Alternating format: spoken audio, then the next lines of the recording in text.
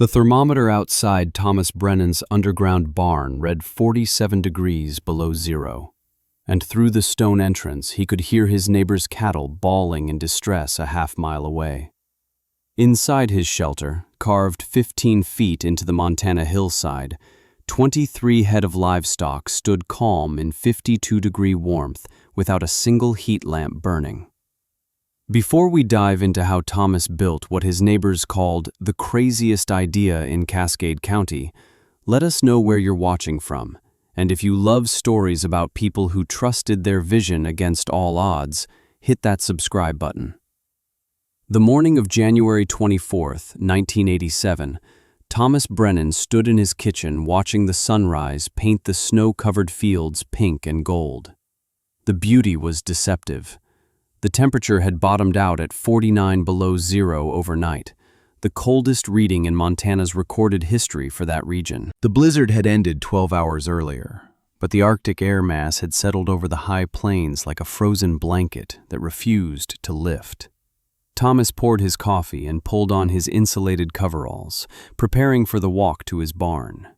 His wife Catherine stood at the stove, her face tight with worry she'd been carrying for 3 days.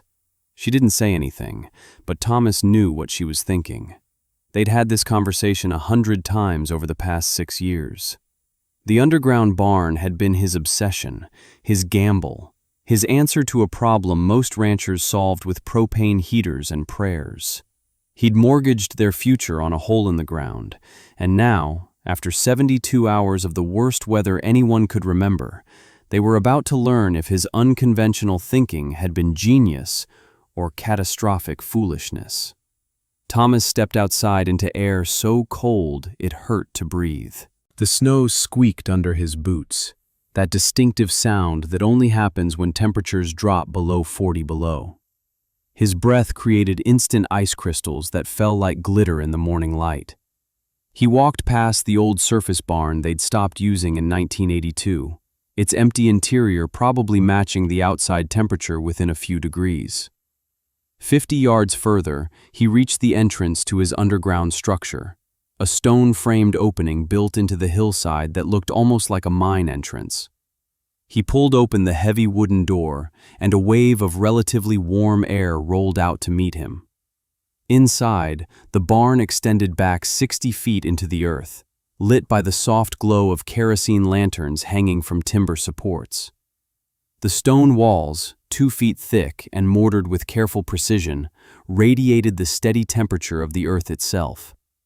His cattle stood in their stalls, chewing cud peacefully. The horses shifted at his entrance, curious but calm. Chickens scratched in the straw bedding. The pigs grunted from their corner pen. Everything was alive, comfortable, and functioning as if it were a mild autumn day rather than the most dangerous cold snap in living memory. Thomas checked the thermometer mounted near the center of the barn. 51 degrees Fahrenheit. No supplemental heat.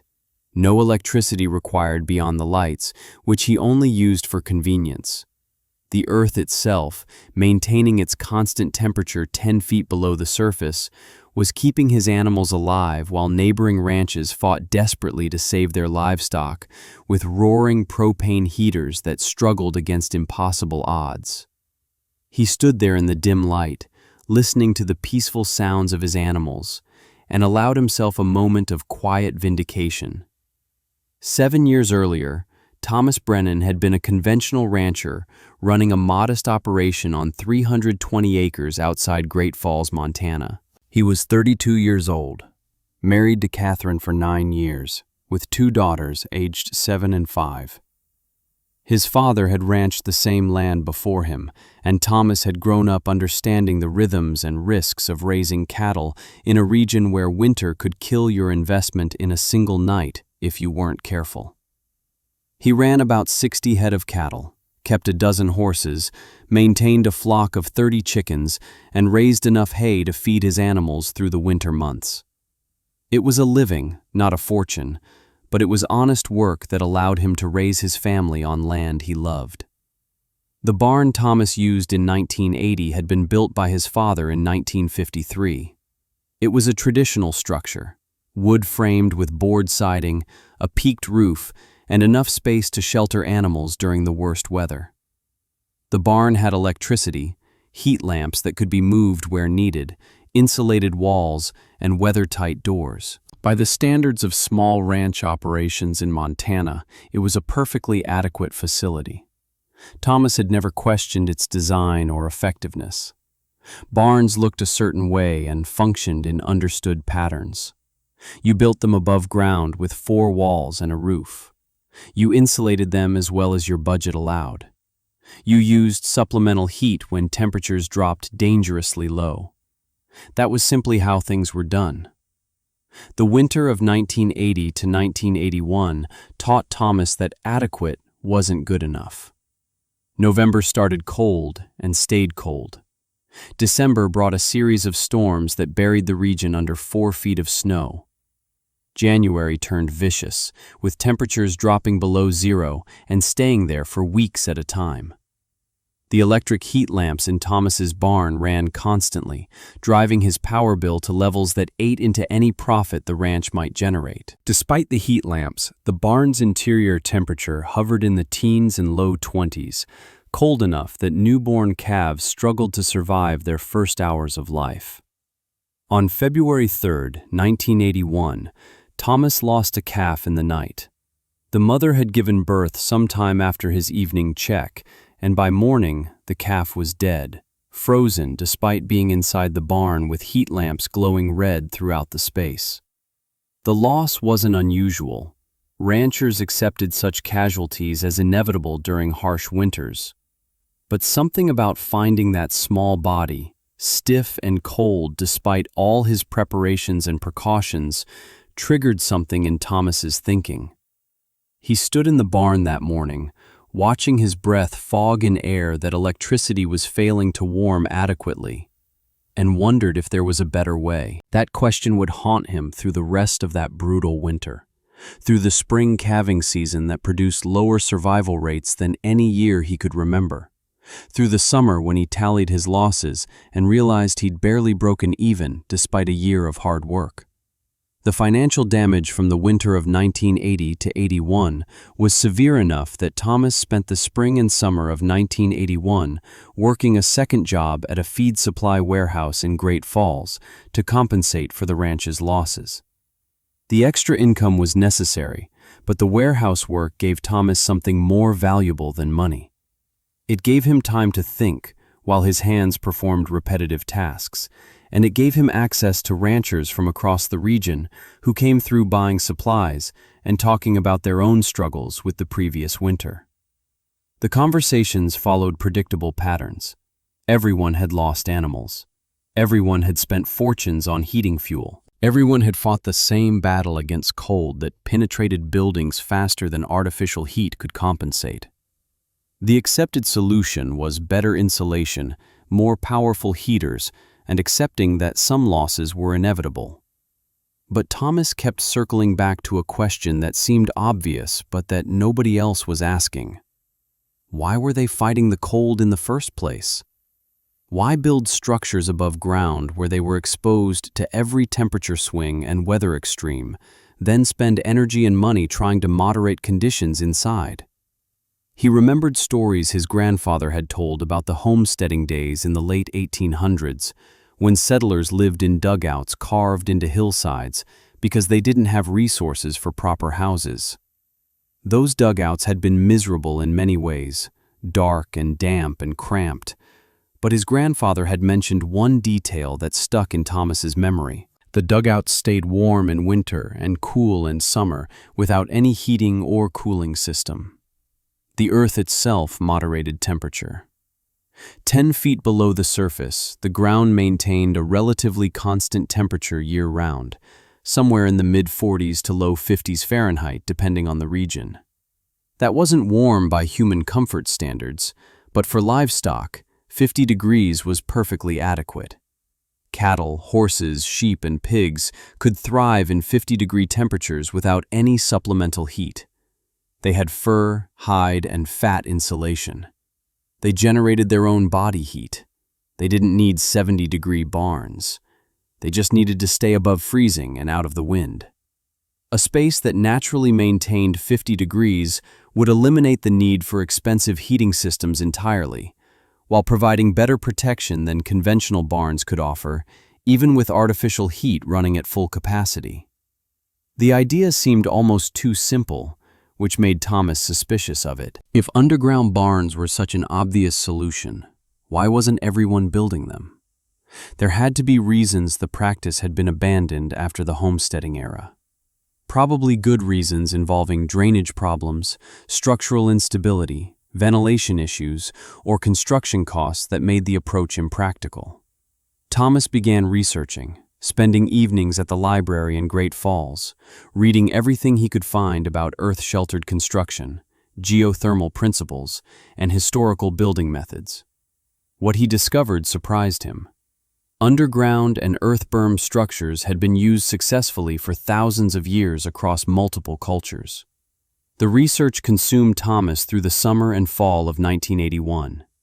He learned that earth-sheltered construction wasn't some primitive technique abandoned for good reasons.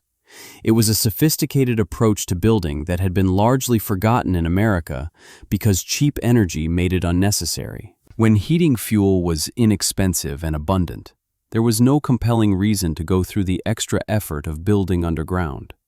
Conventional construction was faster, simpler, and worked adequately when supplemented with artificial heating and cooling systems.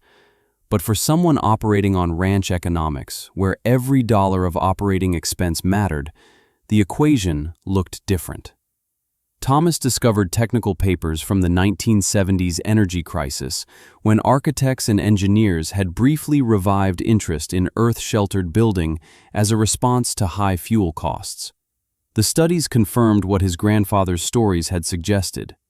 Properly designed underground structures maintained remarkably stable temperatures with minimal energy input.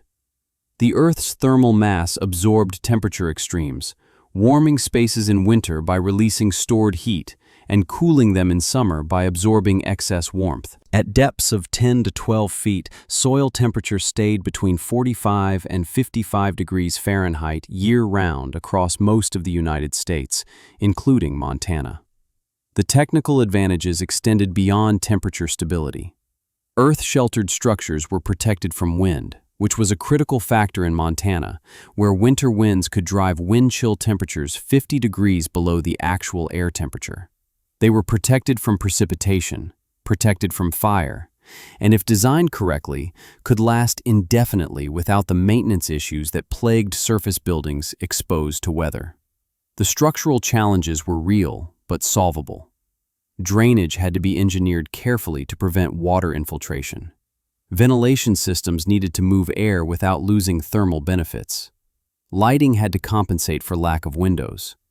But none of these challenges were insurmountable with proper design and execution. Catherine watched her husband's obsession with a mixture of concern and resignation.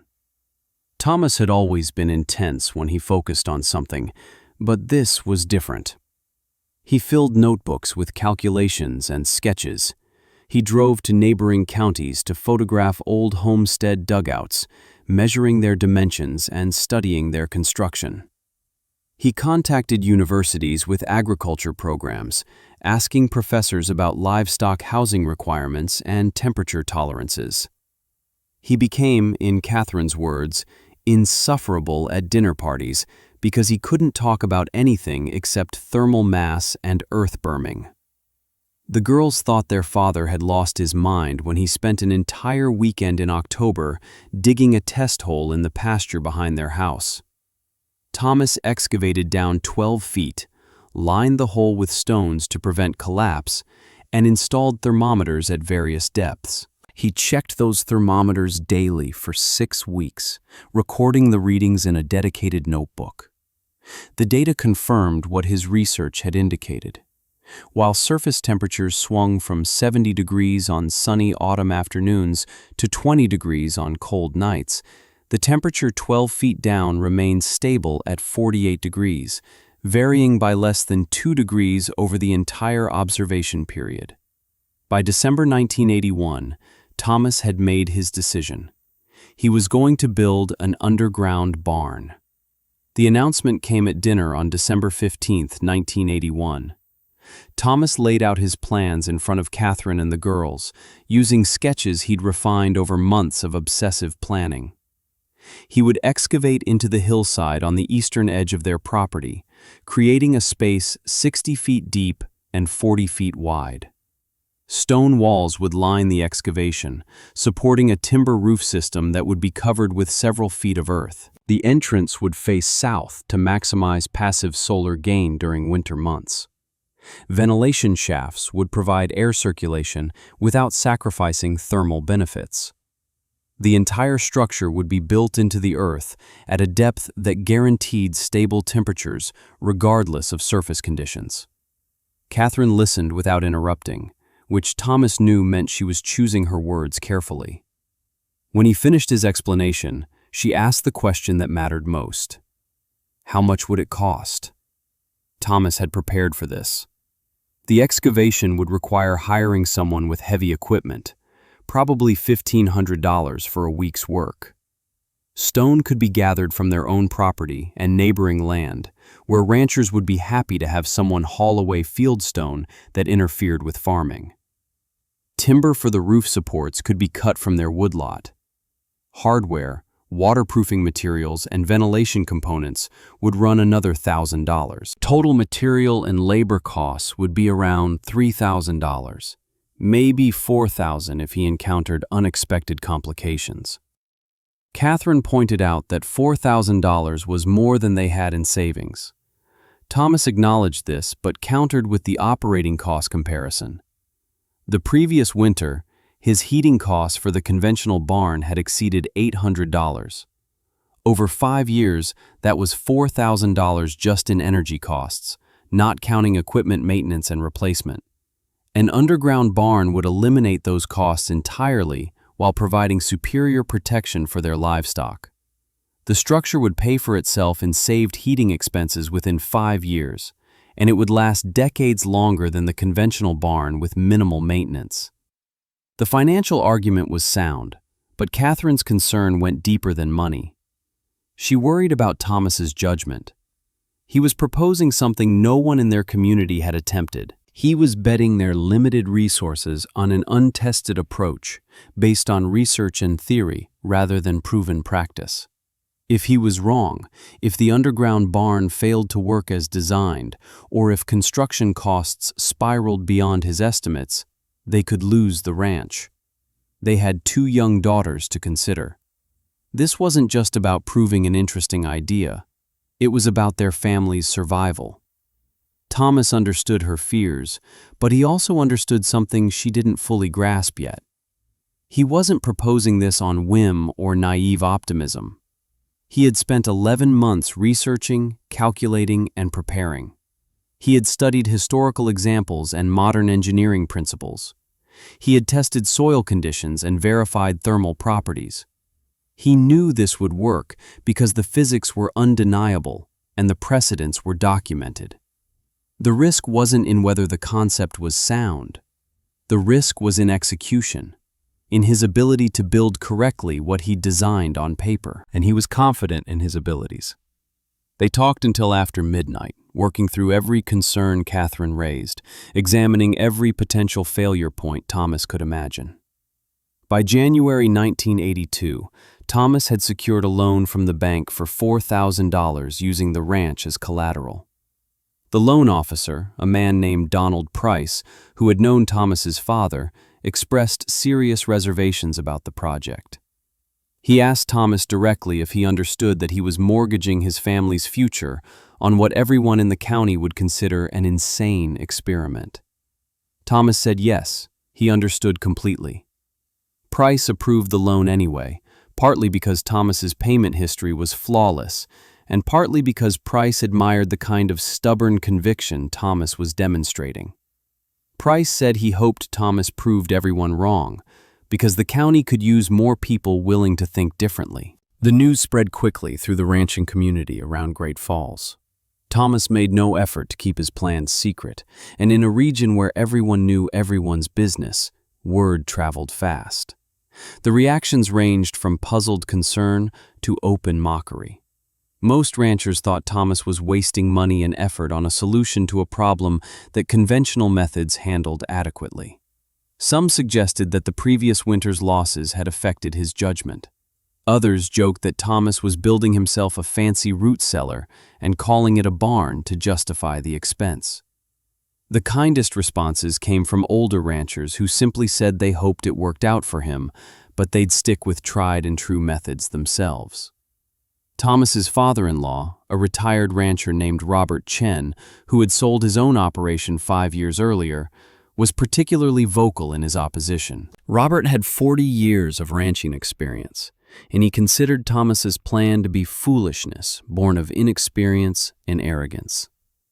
Robert argued that generations of ranchers had built surface barns for good reasons. Underground structures were dark, damp, and prone to flooding. They would be impossible to clean properly. The lack of natural light would stress the animals. The construction would be far more complex than Thomas anticipated. Robert predicted the project would fail and urged Catherine to talk sense into her husband before he bankrupted their family. Catherine stood by Thomas despite her own doubts. She didn't fully believe in the underground barn concept, but she believed in her husband's intelligence and work ethic. She knew Thomas wasn't acting recklessly. He had prepared more thoroughly for this project than for anything else she'd seen him undertake. If he said it would work, she trusted that he had legitimate reasons for his confidence. But she also made Thomas promise that if the construction exceeded their budget, or if serious problems emerged, he would stop rather than throwing good money after bad. Thomas agreed to that condition. The mockery intensified as word spread beyond their immediate community. At the feed supply warehouse where Thomas still worked part-time, customers started calling him the Mole Farmer. Someone started a joke that made the rounds at diners and bars throughout the county about a rancher who was so cheap he was trying to save money on his heating bill by burying his cows. Thomas heard variations of this joke dozens of times over the following months. He responded with polite silence, or occasionally with technical explanations of thermal mass principles that usually made people's eyes glaze over with boredom. The mockery didn't bother him. He'd made his decision based on evidence and reasoning, not on social approval. By March, the ground had thawed enough to begin excavation. Thomas hired an excavation contractor named Mitchell Harris, who owned a backhoe and had experience with foundation work. Mitchell was in his mid-50s, a practical man who had seen enough unusual projects over his career that he didn't judge Thomas's plan harshly. Mitchell walked the site Thomas had selected, studied the slope of the hillside, checked the soil composition, and declared the location workable. The soil was primarily clay with decent drainage characteristics. The hillside slope was gradual enough that the excavation wouldn't create unstable walls. Bedrock was deep enough that they wouldn't hit stone before reaching the desired depth. Mitchell estimated 5 days of work, weather permitting. The excavation began on March 22, 1982. Mitchell's backhoe carved into the hillside, removing earth in systematic passes that gradually revealed the space where Thomas's barn would exist. The excavation process was louder and more violent than Thomas had anticipated. The backhoe's diesel engine roared constantly. The bucket teeth ripped through soil and small rocks with mechanical efficiency. Huge mounds of displaced earth piled up beside the growing cavity.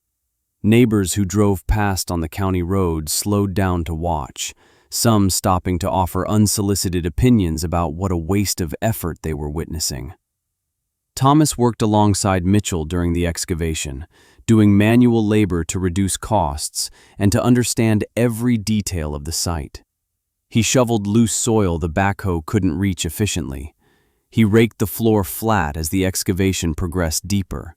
He marked locations where support pillars would need to be positioned. The work was physically exhausting, but satisfying in a way that desk planning never achieved. He was creating something real, transforming abstract calculations into actual space carved from Montana earth. By the fourth day, the excavation had reached its planned dimensions. The space measured 62 feet deep into the hillside, 42 feet wide, and 14 feet from floor to the planned ceiling level. Thomas had excavated slightly larger than his final interior dimensions to allow room for stone walls and waterproofing. The floor sloped gently toward the entrance at a grade of 1 inch per 10 feet, ensuring that any water infiltration would drain outward rather than pooling inside. Mitchell finished the rough excavation work and moved his equipment off the site, leaving Thomas with a massive hole in the ground and neighbors increasingly convinced he'd lost his mind. The next phase was stonework, and this is where Thomas's project transformed from expensive hole to functional structure. He had spent the previous month gathering fieldstone from his own property and from 3 neighboring ranches whose owners were happy to have someone remove rocks that damaged farming equipment. The stones varied in size from pieces the size of a man's fist to irregular chunks weighing over 100 pounds. Thomas had sorted them roughly by size, keeping the largest stones for the foundation course and the most regular shapes for the visible wall faces. Building the stone walls required knowledge Thomas didn't possess naturally, so he sought help. He found it in the form of an elderly mason named Vincent Kowalski, who had immigrated from Poland in 1923 and had built stone structures throughout Montana for 5 decades. Vincent was 73 years old, officially retired, but willing to work for reasonable pay, teaching Thomas proper masonry technique while helping with the physically demanding work. Vincent Kowalski arrived at the site on April 5th and spent the first day simply looking at the excavation and the piles of fieldstone Thomas had gathered. He didn't say much, just walked the perimeter of the hole, examined the stone collection, checked the soil stability with a practiced eye, and occasionally grunted in a way that could have meant approval or concern. Thomas couldn't tell which. Finally, Vincent declared that the project was possible but would require 3 months of careful work. Stone masonry couldn't be rushed. Every stone had to be selected for its position, fitted properly, and mortared with attention to drainage and structural integrity. Vincent asked if Thomas was prepared to spend the entire spring and summer building walls. Thomas said yes without hesitation. They began with the foundation course, selecting the largest and flattest stones for the base that would support everything above. Vincent taught Thomas to look for stones with at least one flat face that could serve as a bearing surface. Each stone had to be positioned so its weight distributed evenly, and so its shape locked it into relationship with adjacent stones. The pattern resembled a 3-dimensional puzzle where every piece mattered. Vincent worked with speed born from 50 years of experience, but he made Thomas handle each stone multiple times until Thomas understood why this particular stone belonged in this particular position and not somewhere else. The mortar mixture was critical. Vincent used a recipe he'd learned as a young man in Poland. 3 parts sand to 1 part Portland cement, mixed with enough water to achieve a consistency that would hold its shape but remained workable for several minutes. Too wet and the mortar would run. Too dry and it wouldn't bond properly. Vincent added a small amount of lime to the mixture, explaining that lime improved workability and allowed minor settling without cracking. The mortar had to fill gaps completely, bonding stones together while allowing drainage channels for water that might penetrate from outside. The foundation course took 2 weeks to complete. It ran along the base of the excavation on 3 sides, with the 4th side open for the entrance. The foundation was 3 feet wide and 2 feet tall, massive enough to support the weight of walls, roof, earth covering, and snow load without settling. Vincent insisted on letting the foundation cure for 5 full days before beginning the wall construction. Thomas used that time to prepare materials and to start thinking through the roof structure he would need to engineer after the walls were complete. The wall construction began in late April and continued through May and into June. The walls rose slowly, course by course, each row of stones carefully selected and fitted. Vincent taught Thomas to create a running bond pattern, where vertical joints between stones never aligned from one course to the next. This pattern distributed stress and prevented crack lines from developing. The walls were built 2 feet thick, providing both structural strength and thermal mass. The interior faces were kept relatively smooth for ease of cleaning and maintenance. The exterior faces, which would be buried against earth, were rougher but still carefully mortared to prevent water infiltration. Every 5th course, Vincent incorporated flat stones that spanned the full thickness of the wall, tying the interior and exterior faces together. These through stones prevented the wall from delaminating under pressure from the earth that would eventually be backfilled against the exterior. By mid-June, the stone walls stood 12 feet tall, reaching the height where the roof structure would begin. Vincent had worked alongside Thomas for over 2 months, and the relationship had evolved from teacher and student to something approaching friendship. Vincent rarely spoke about anything except the work at hand, but during water breaks in the shade, he occasionally shared stories about the stone buildings he'd constructed over his long career. Churches in small Montana towns, the foundation for a bank in Helena, retaining walls for highway projects, a house built entirely of stone for a wealthy doctor in Billings. Vincent took quiet pride in work that would outlast him by centuries, and he approved of Thomas's project for the same reason. This barn, built correctly with stone and timber, would still be standing when Thomas's great-grandchildren were old. The roof structure presented engineering challenges that stonework didn't involve. Thomas needed to span 42 feet of open space with timbers strong enough to support their own weight, plus the weight of roof planking, waterproofing layers, and several feet of earth covering. He estimated the total load at around 12 tons distributed across the roof surface. The span was too wide for single timbers, so Thomas designed a system using multiple parallel beams supported by 2 rows of interior posts that would divide the barn into 3 sections. Each beam would span approximately 14 feet, which was within the capacity of 12-inch diameter logs cut from mature pine trees in the forest that covered part of his property. Thomas spent a week in his woodlot selecting and cutting timber for the roof structure. He needed 24 beams for the main roof supports, plus additional lumber for cross-bracing and roof planking. He chose trees with straight grain and minimal taper, marking each one and cutting it carefully to preserve maximum strength. Hauling the logs from the forest to the barn site required borrowing a neighbor's tractor and logging chains.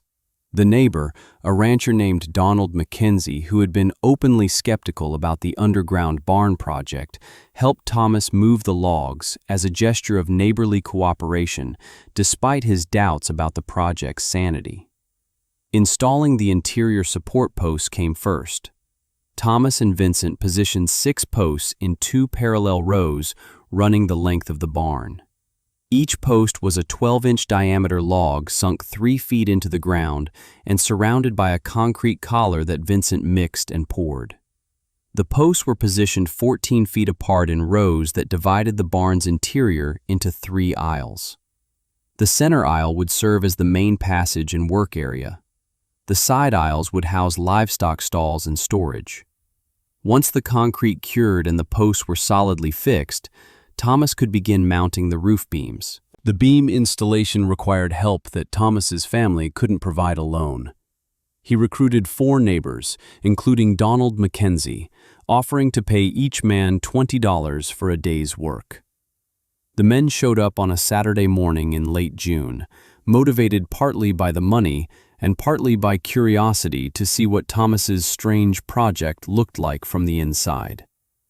The reaction was generally positive surprise. The stone walls were impressive in their solidity and craftsmanship. The scale of the space was larger than most had imagined. The skepticism didn't disappear, but it softened slightly into acknowledgement that whatever else might be said about Thomas's project, he was building something substantial. Installing the beams was heavy, dangerous work that required coordination and careful positioning. Each beam weighed between 400 and 500 pounds, too heavy to lift manually into position 12 feet above the floor. Thomas had constructed a simple but effective lifting system using a tripod made from 3 poles lashed together at the top, with a block and tackle pulley system suspended from the apex. The crew could raise each beam vertically, then swing it into position across the support posts. The system worked, but it was slow.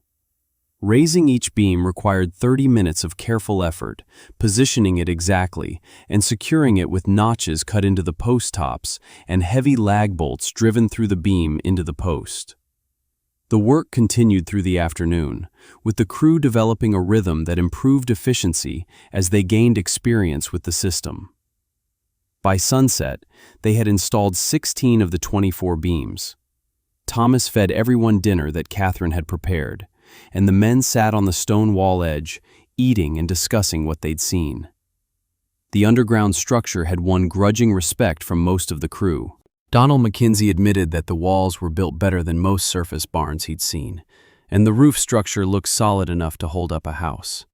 He still wasn't convinced the overall concept made sense, but he acknowledged that Thomas was executing his unusual plan with competence and quality craftsmanship. The remaining beams went up over the following week, with Thomas and Vincent working alone. The final beam placement was followed by installation of cross bracing, horizontal members bolted perpendicular to the main beams to prevent lateral movement and distribute loads more evenly.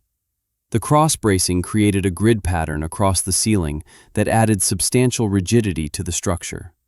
Once the timber framework was complete, Thomas could begin the roof covering process that would transform the open timber grid into a waterproof, insulated roof system. The roof covering used a layering approach similar to traditional construction, but adapted for earth coverage. The first layer consisted of rough-sawn planks laid across the beams and nailed into place. The planks were 2 inches thick and 12 inches wide, milled from pine logs at a small sawmill 20 miles from the ranch. Thomas laid them tightly together, creating a solid wooden deck that covered the entire roof surface. This deck would support all subsequent layers and distribute the weight of the earth covering across the beam system. Over the plank deck, Thomas spread a layer of tar paper, overlapping the sheets by 6 inches and sealing the seams with roofing tar. The tar paper provided the first waterproofing barrier, preventing moisture from reaching the wooden planks. But Thomas didn't trust tar paper alone. He had researched waterproofing systems extensively and understood that multiple layers were essential for long-term reliability.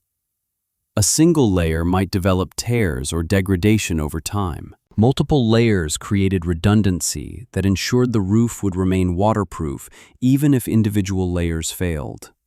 The second waterproofing layer was a rubberized membrane material that Thomas had ordered from a specialty supplier in Seattle.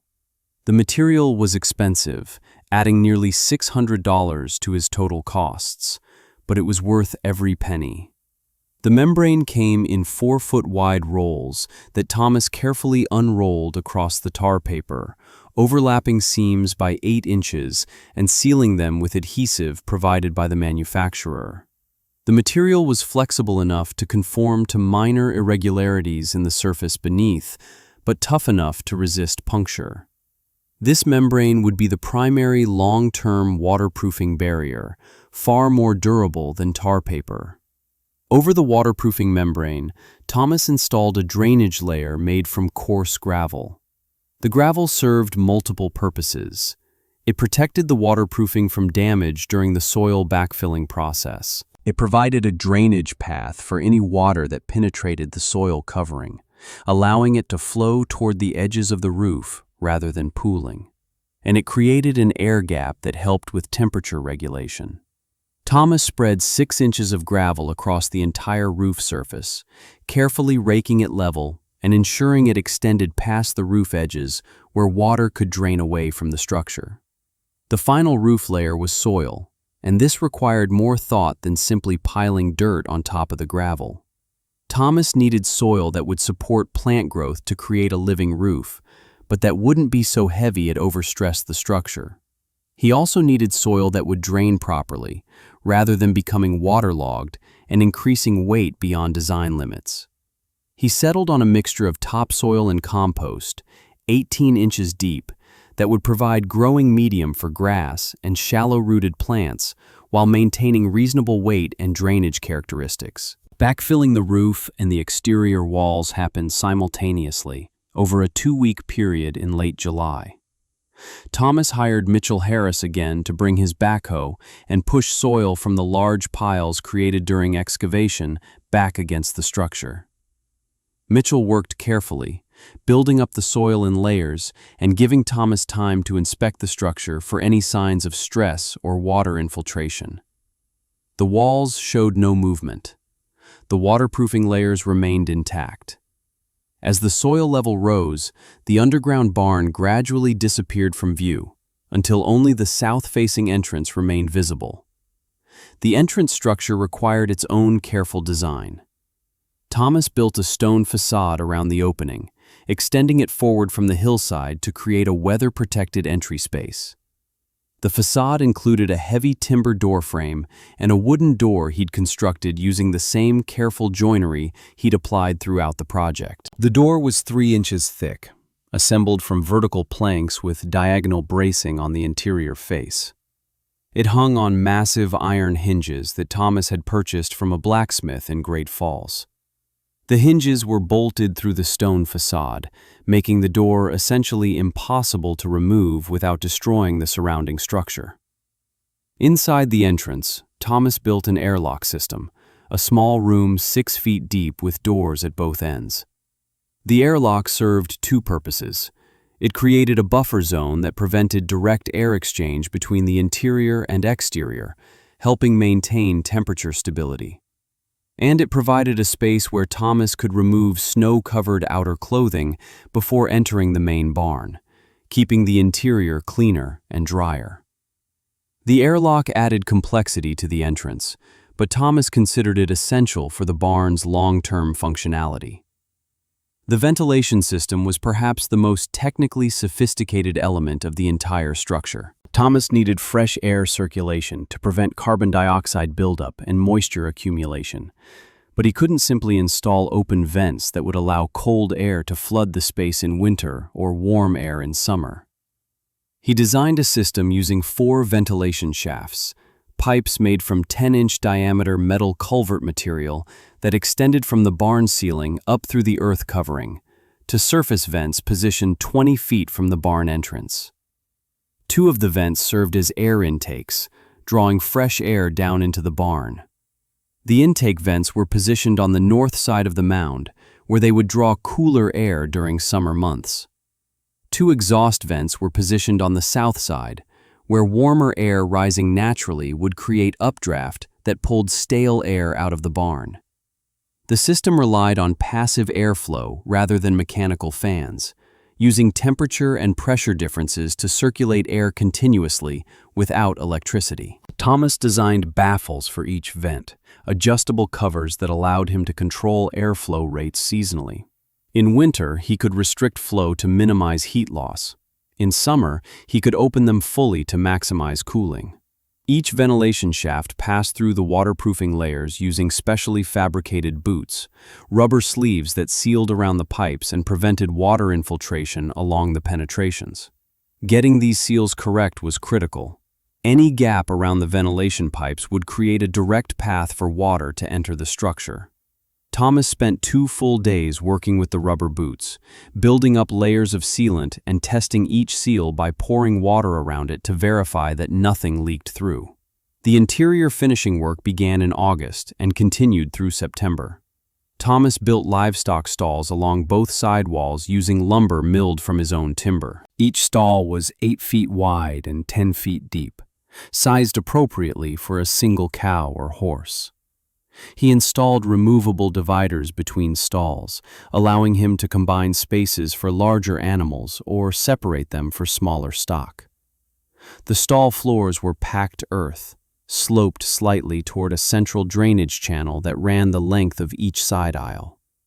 The drainage channels would carry urine and wash water toward a collection point near the entrance, where Thomas could remove it easily. Feed storage was integrated into the design.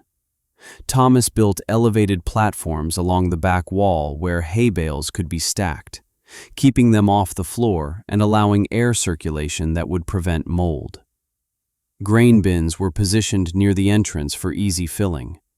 Water would come from buckets filled at the ranch's well and carried into the barn. Thomas considered installing a piped water system, but decided that complexity and freezing risk weren't worth the convenience. Carrying water buckets was simple, reliable, and didn't require any infrastructure that could fail.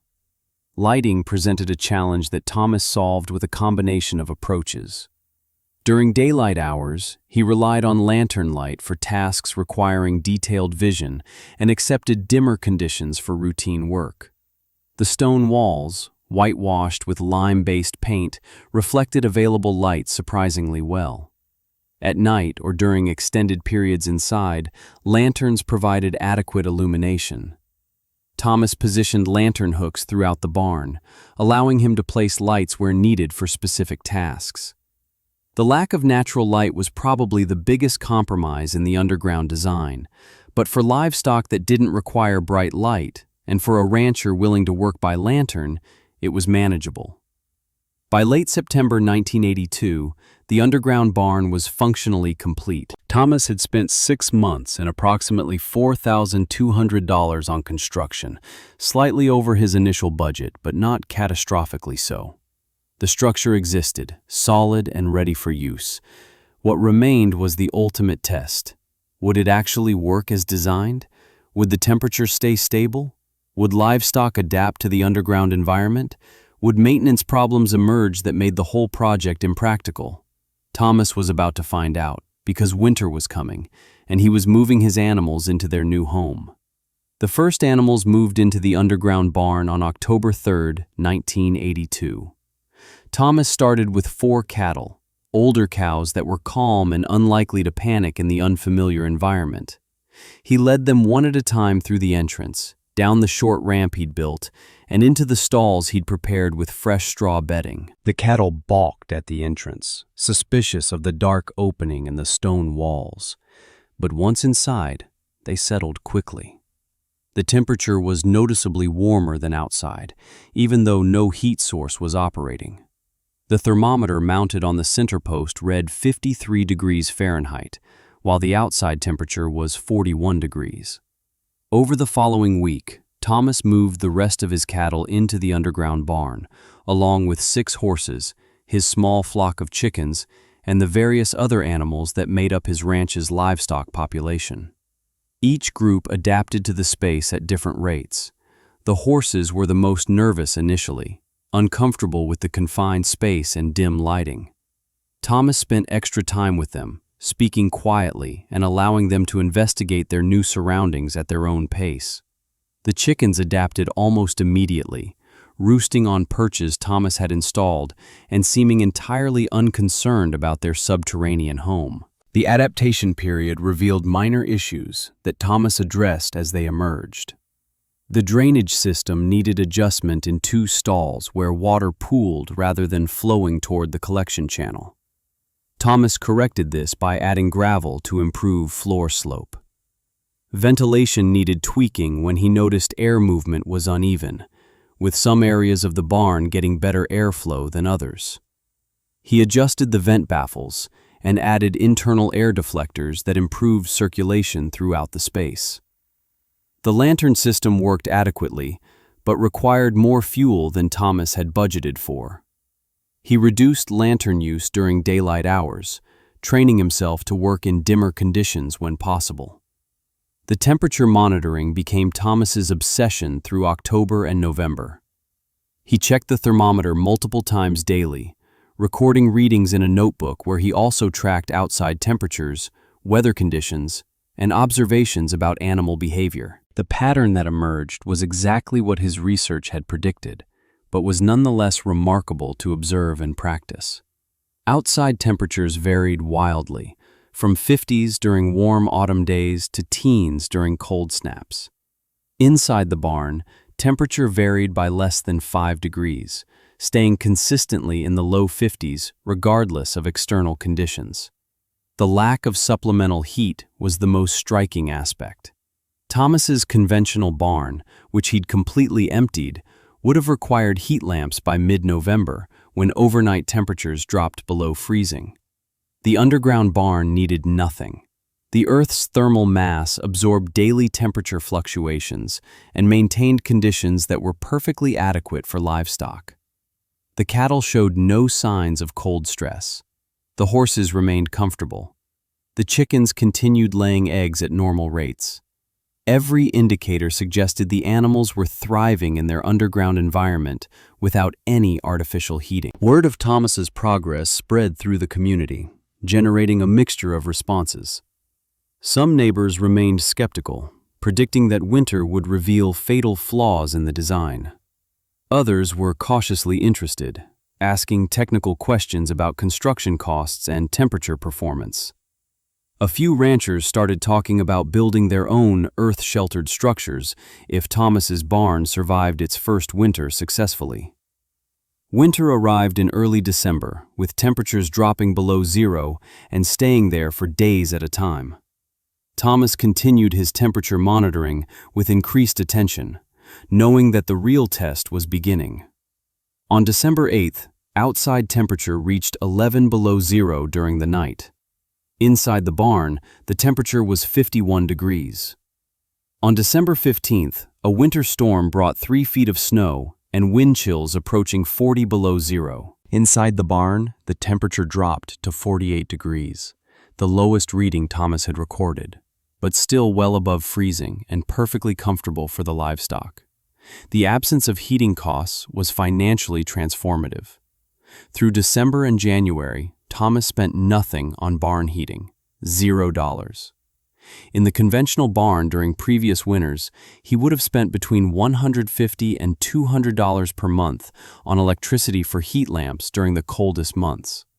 The savings were real and substantial. Beyond the direct cost savings, Thomas noticed other benefits. The animals were calmer than in previous winters. They weren't stressed by temperature fluctuations or by the noise and light of heat lamps running constantly. Calving season, which began in February, produced healthy calves that thrived in the stable 50-degree environment. The underground barn required minimal maintenance through its first winter. Thomas cleaned stalls daily, the same routine he'd followed in the conventional barn. The drainage system worked perfectly, channeling wastewater toward the collection point, where he could remove it. The ventilation system provided adequate air circulation without creating drafts or cold spots. The stone walls showed no signs of moisture infiltration or structural stress. The waterproofing layers were doing their job. The timber roof structure remained dry and solid. Every system Thomas had designed and installed was functioning as intended. By March 1983, Thomas had accumulated 5 months of operational data that proved beyond any reasonable doubt that his underground barn concept worked. The temperature stability was real. The cost savings were substantial. The livestock thrived in the subterranean environment. The structure itself required no more maintenance than a conventional barn, and arguably less because it wasn't exposed to weather that damaged exterior surfaces. Thomas had succeeded in building exactly what he'd envisioned, a livestock shelter that used the Earth's natural thermal properties to eliminate heating costs while providing superior protection from Montana's harsh climate. The validation extended beyond personal satisfaction. In April, Thomas received a visit from a professor of agricultural engineering from Montana State University. The professor, a man named Dr. Richard Holbrook, had heard about Thomas's underground barn through informal networks and wanted to see it himself. Holbrook spent an entire day at the ranch, measuring, photographing, interviewing Thomas about construction methods and operational experiences, and examining the temperature data Thomas had collected. Holbrook's assessment was unequivocal. Thomas had successfully demonstrated a livestock housing approach that was technically sound, economically viable, and worthy of serious attention from the agricultural community. Holbrook asked if he could write a paper about Thomas's barn for publication in agricultural engineering journals. Thomas agreed immediately, hoping that wider dissemination of the concept might benefit other ranchers facing the same challenges he'd confronted. The paper appeared 6 months later in the Journal of Agricultural Engineering under the title Earth-Sheltered Livestock Housing, a Case Study from Montana. The publication brought unexpected attention to Thomas and his underground barn. Agricultural extension agents from across Montana and neighboring states began visiting the ranch to see the structure firsthand.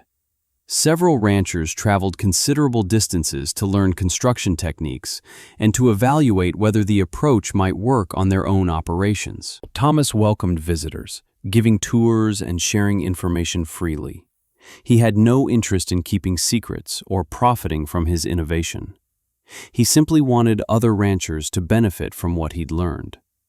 Between 1983 and 1986, 7 ranchers in Montana built earth-sheltered barns using variations of Thomas's design.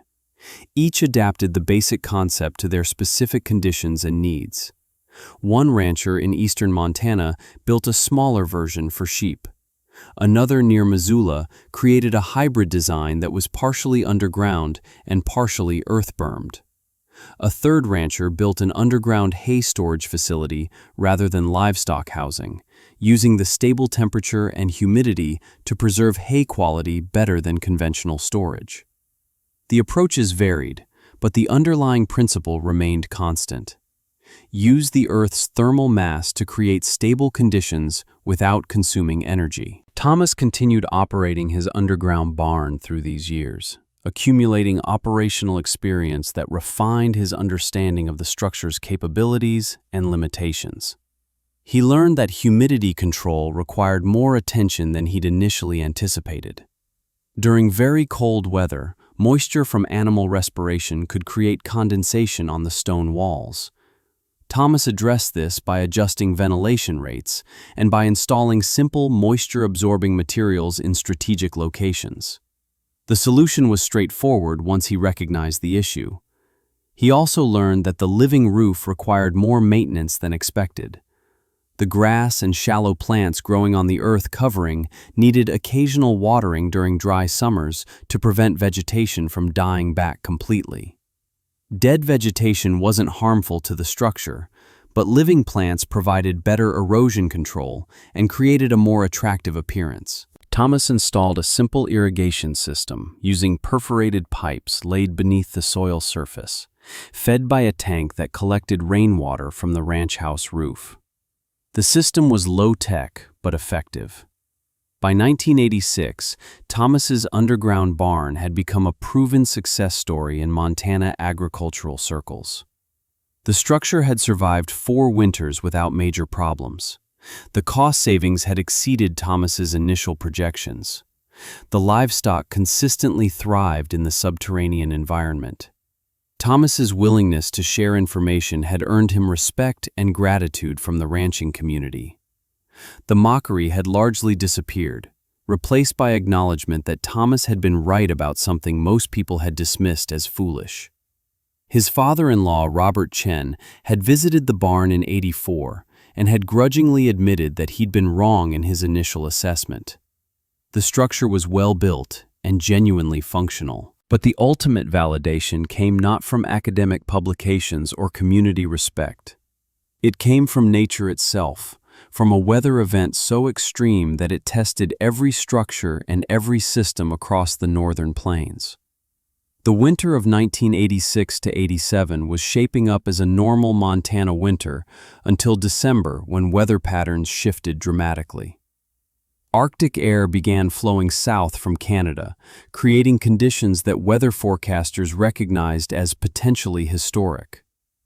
By early January 1987, meteorologists were warning that the northern plains faced the possibility of record-breaking cold that could endanger both humans and livestock across the region. The cold front arrived on January 18th, driving temperatures down faster than Thomas had ever experienced.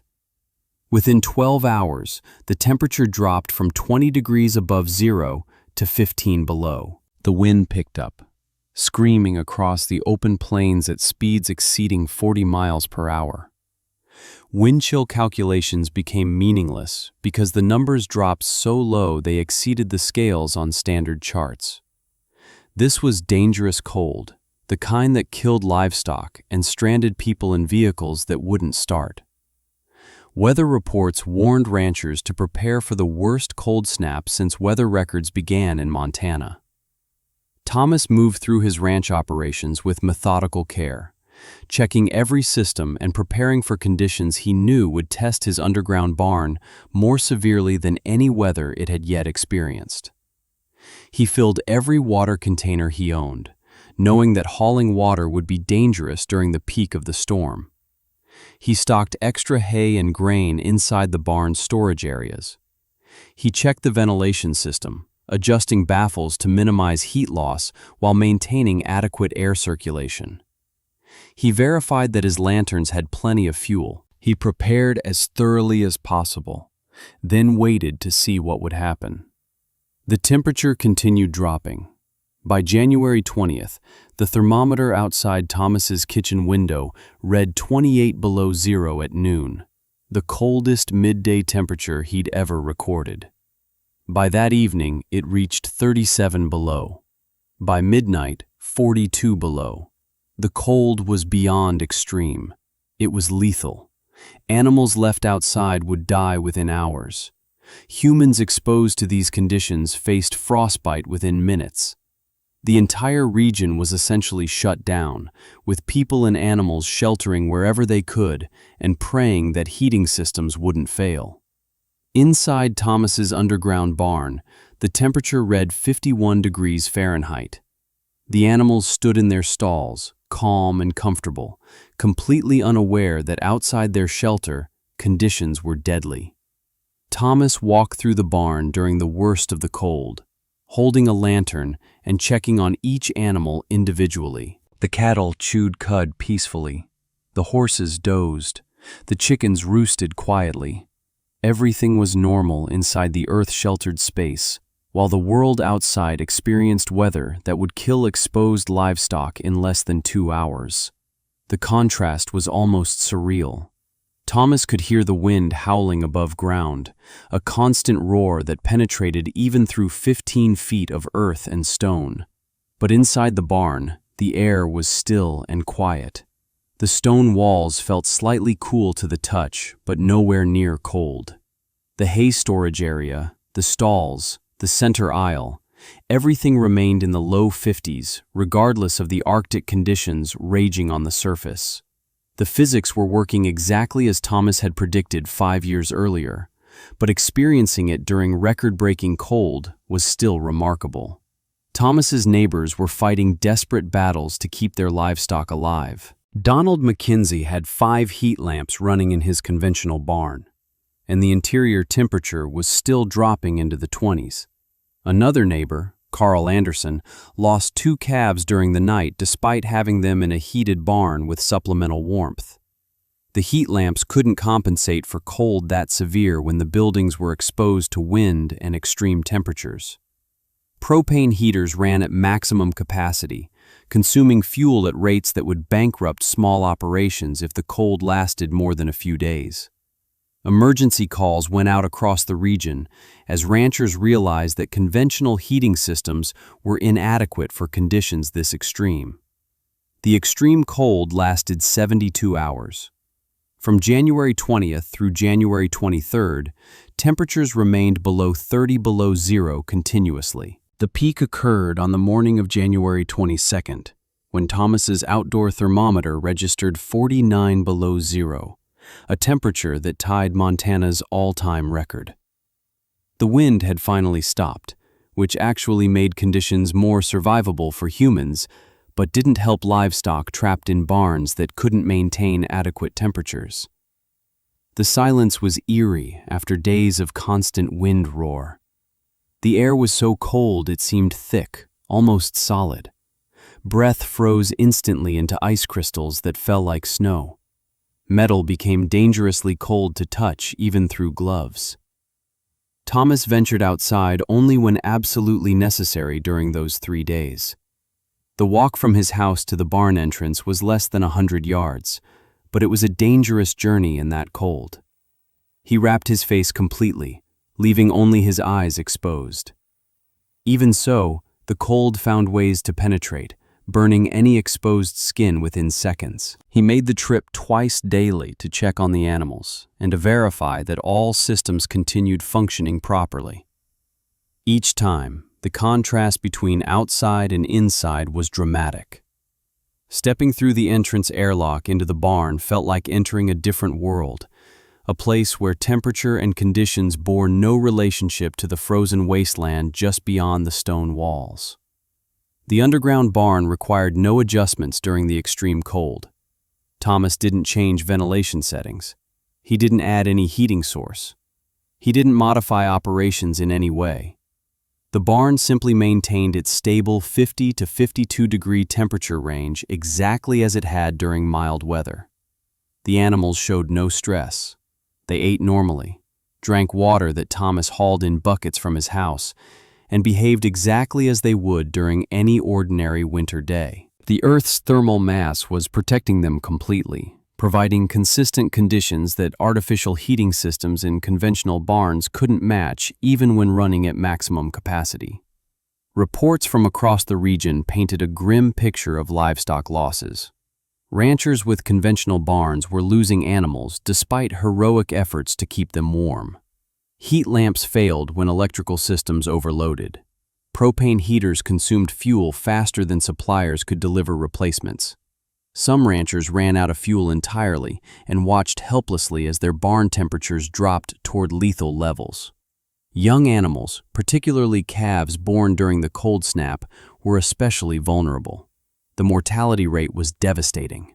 Agricultural extension offices estimated that livestock losses across Montana during the January '87 cold snap would exceed 10,000 animals, with economic impacts in the millions of dollars. Thomas lost nothing, not a single animal. His operational costs during the 72-hour crisis were exactly the same as during normal winter weather, which is to say, essentially nothing beyond routine feed and water. He spent no money on heating fuel because he wasn't using any. His animals suffered no cold stress because they weren't experiencing cold. The underground barn was performing flawlessly under conditions that represented the absolute worst-case scenario Thomas had imagined when he designed it 5 years earlier. He'd built the barn to handle extreme Montana winters. This was the most extreme winter in recorded history, and the barn was handling it effortlessly. When temperatures finally began rising on January 24th, climbing back into the merely brutal range of 20 below zero, Thomas walked his property surveying the aftermath. The community emerged from the cold snap counting losses and sharing survival stories. Donald McKenzie had lost 3 calves and spent over $600 on propane during the 3-day crisis.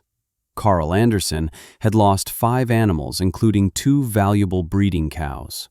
Another neighbor had seen his electric heating system fail completely, forcing him to evacuate livestock to a neighbor's barn in a desperate midnight rescue operation.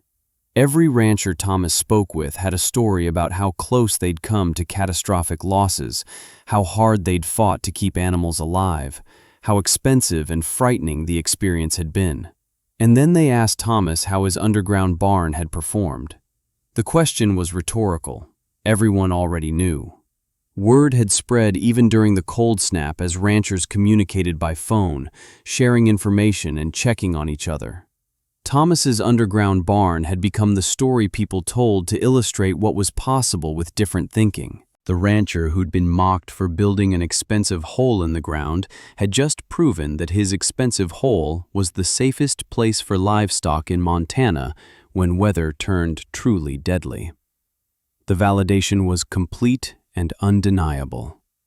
Thomas had been right, and everyone who'd doubted him had been wrong.